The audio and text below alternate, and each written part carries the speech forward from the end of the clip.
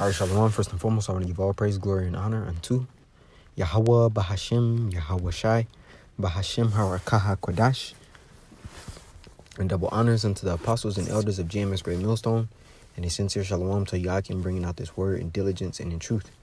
Right now, this article is from Newsbreak, and it reads: TSA confirms 5 states exempt from real ID requirement after May 7th deadline, right? Which is later this week, like on Wednesday, right? Hey, now we understand when you look at the real ID, it's ultimately just a gradualism into what they want to physically input within your skin, man, right? Because this is a certificate in the sense of you being able to, or Esau giving you access to certain areas. That's what this is, man. That's why they're saying, hey, that those without it are 5 states exempt from it. Basically in those 5 states you'll be able to move, you know, how you've been moving now. But the real ID is instated, and it's going to give it basically more in depth when we read it, right? It says the TSA, Transportation Security Administration, has confirmed that some of the states in the U.S. will likely not require the real ID post May 7th. The ID will now be required to fly domestically and also access federal buildings, and the whole process will take effect on Wednesday, right? So Esau is basically saying what? You're not able to fly if you don't upgrade your ID unto what we deem is necessary to do so. So just something that's small, you know, to the average person, they don't look at it like this devil's trying to control you every step, man. Because the real ID is a more advanced way in order to track you, essentially, right? It says, as per reports, the development of the IDs has been in work since the as you see right there, T incidents took place. Sources state that the government requires an ID to fulfill the stricter federal requirements. Those IDs having a gold star in the upper right corner is a sign of a real ID, and if it is not present, like it, travelers can use 15 alternatives. But you have to go through all these loops rather than just getting the actual ID, man. So how much more when makes it and says, hey, if you don't have this CHI to the P, hey, then you don't grant or you don't have access to these areas, right? Because we understand once he crashes this system, you know, it becomes a technocracy, right? And then he, ushers in the transhumanism, the biohacking, and guess what? The man will merge with the machine, man. So he'll be able to see you, know all your vitals, know exactly where you're traveling to and from, right? And on top of that, those without it are going to have their access to places restricted, right? So sources also say that not every state in the country is required to obtain it. Among those states, Michigan, Washington, New York, Minnesota, and Vermont can choose an enhanced driver's license, right? But even in that, you know, it is still, you know, a license that you would have to get, man, right? It says the benefit of using EDLs is that they meet the federal requirements and allow people to cross borders with Canada and Mexico, which requires a valid ID for domestic flights, especially as it has sparked panic after a married woman was turned away. It says TSA guy at airport seeing my bag of liquids. Okay, I don't understand. Whatever. Let's get back to the point. It says, this reflects on the fact that getting a real ID varies from state to state. Right? And as the scripture says in the book of 2 Corinthians 2:11. Let's grab it. Right? 2 Corinthians 2, verse 11, and it reads, Lest Satan should get an advantage of us, for we are not ignorant of his devices. Right? We're not ignorant of the schemes or the plots in which Esau's, conjuring up in order to gain further control upon society, man. You know, the plans are evident unto those who have the eyes to see. And we understand the scriptures say, the Lord, Yahweh Shai, revealeth his secrets unto his servants, the prophets, man. You know, so it's our duty through the spirit and power of Yahweh Shai to report on these things, you know, before it gets hectic. Because in the midst of it, hey, the talking is going to be very limited, right? So let's also go to the point here. Matter of fact, I want to grab this in the book of Psalms. Right? It says, I see the wicked spreading forth himself as a green bay tree, right? This Psalms 37 And 35, I have seen the wicked in great power and spreading himself like a green bay tree. Right? And here it is. Esau is making sure that his hands are in every facet of life. Right? And by him and this AI now being as heavily present as it is, and he's trying to exalt himself as that power upon the earth so that he can basically control everything, man. And when we go into the book of 2 Thessalonians 2, and it speaks about, matter of fact, I just got to grab it. No point in quoting it when we can just go to it. 2 Thessalonians 2 and 3 says, let no man deceive you by any means, for that day shall not come except there come a falling away first, and that man of sin be revealed, the son of perdition, who opposeth, and that's Esau Edom, right? It says, who opposeth and exalteth himself above all that is called Yahweh Bahashim Yahushai, or that is worshipped, so that he as a power sitteth in the temple of Yahweh, showing himself that he is a God, man. Right? So that's E. Basically want to be omnipotent, omniscient, all seeing, all knowing, all doing. Hey, that's why when they say big brother, the eyes is in the sky, right? Through his surveillance, through his cameras, through his technological infrastructure, he's able to monitor people as closely as he's able, man. Right? Here it is. Your phones are taking pictures of you every 5 to 10 seconds, right? And then you have facial recognition on public cameras. So how much more him wanting to control where you're able to walk, where you're able to fly, where you're able to travel. Oh, if you don't have this, you can't drive. Or if you don't have this, you can't go into this grocery store. If you don't have this, you won't be able to have any transactions.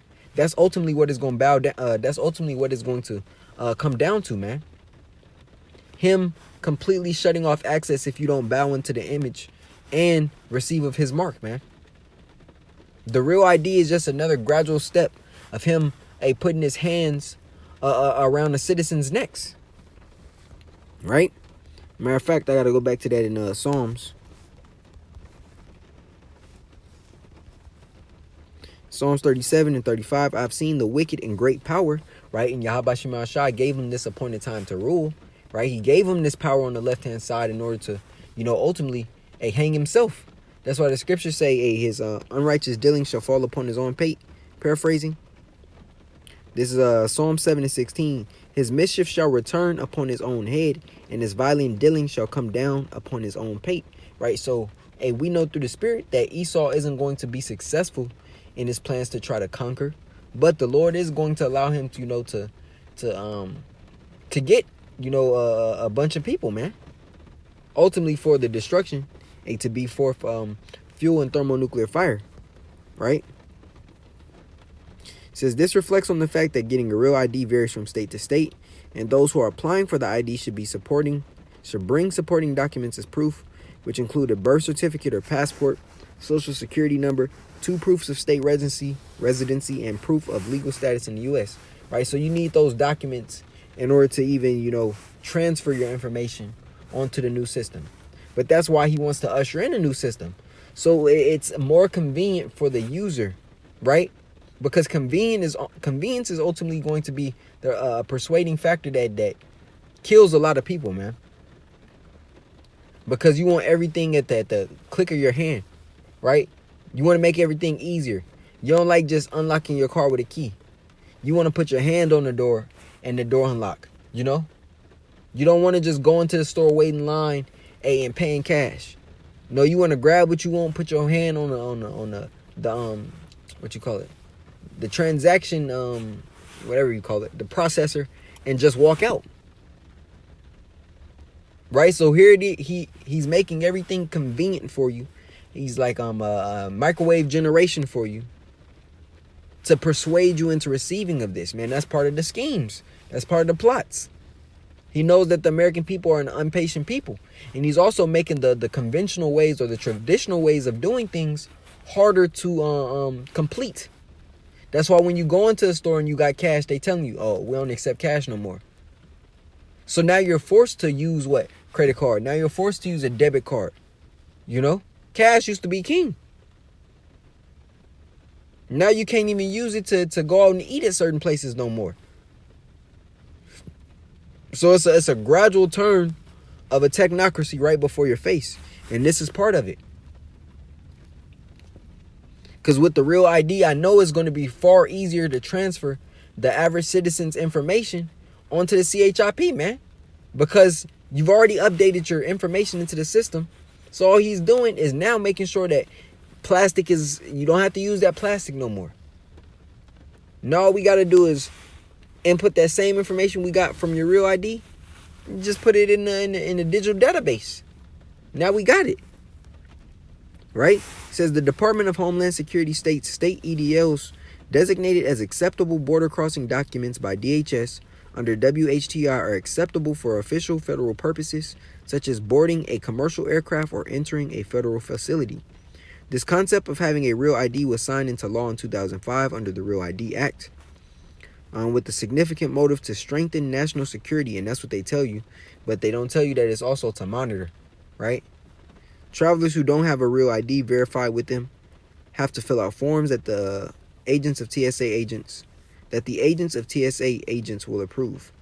As per the TSA officer may ask you to complete an identity verification process, which includes collecting information such as your name and current address to confirm your identity. If your identity is confirmed, you will be allowed to enter the screening checkpoint, where you may be subject to additional screening. So they're making it harder for you to get through these checkpoints if you don't have exactly what they want. Travelers who either lack proper identification or refuse to complete the paperwork at security will be turned away from their gate. So E is basically saying if you ultimately don't accept it and change your ID at the airport, guess what? We can stop you from flying. So how much more when the CHIP is administered fully and you can't enter into a city? That's why scripture said, man shall desire to go into a city and shall not be able. And everybody's not going to accept of this new technology. You got Edomites who know that the MOTB is the CHIT, the P, man. And they're going to rebel against it. They're not going to accept it. That don't mean they're of the elect. They're just not going to accept it, man. But that's going to cause more chaos as well.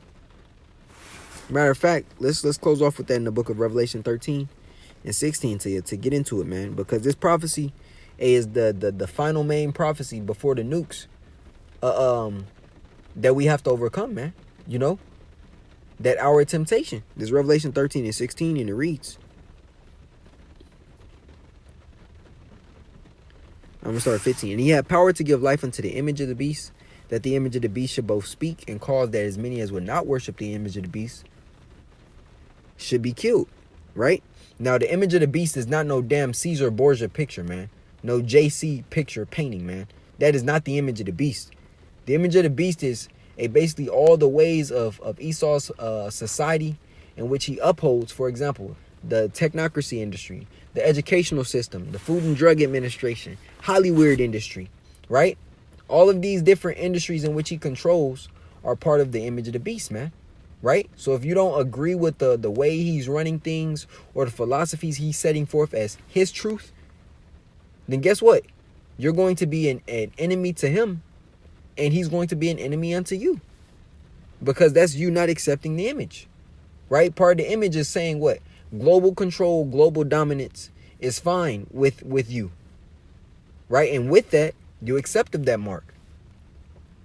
So those who don't bow down unto what he deems as truth, as righteousness, his laws, his unjust laws, just like Antiochus Epiphanes, man, when he set forth that decree that any Israelite consenting unto the religion of their father should be killed.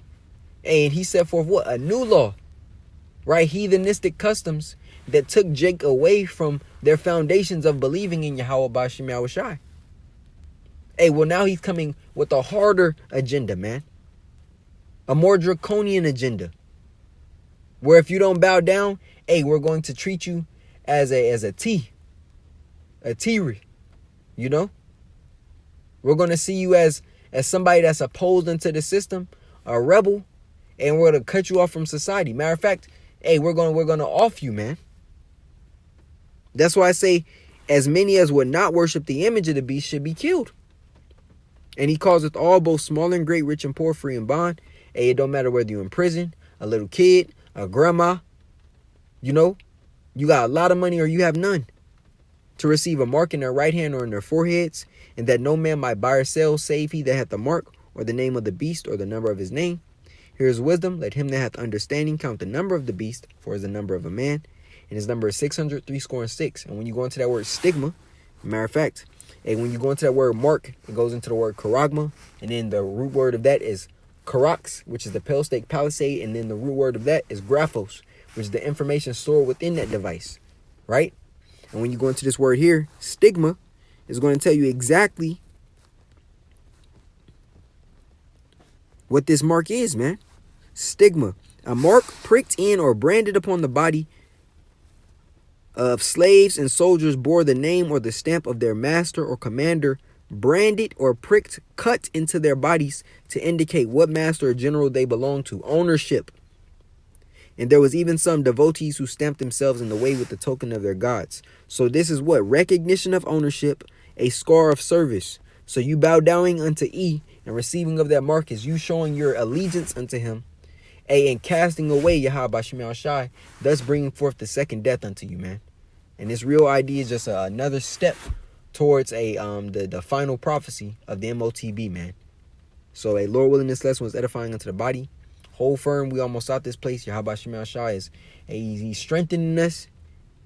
While this hell is going, man. So stay locked into the spirit. I want to give all praise, glory, and honor unto Yahweh, Bahashim, Yahweh Shai, Bahashim Harakakodash. A double honors unto the apostles and elders of GMS Great Millstone. And a sincere shalom to Yakim, bringing out this word in diligence and in truth. Shalom.